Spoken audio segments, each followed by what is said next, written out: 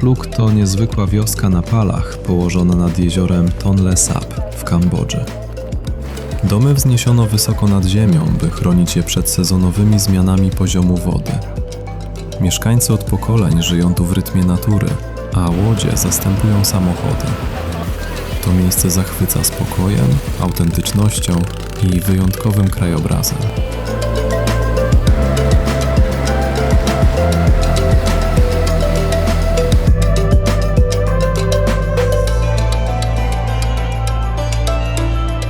Kultura Kambodży to połączenie wielowiekowej tradycji, duchowości i codziennej prostoty.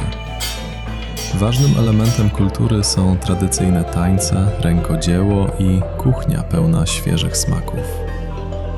To kraj, w którym historia i tradycja są wciąż żywe na każdym kroku.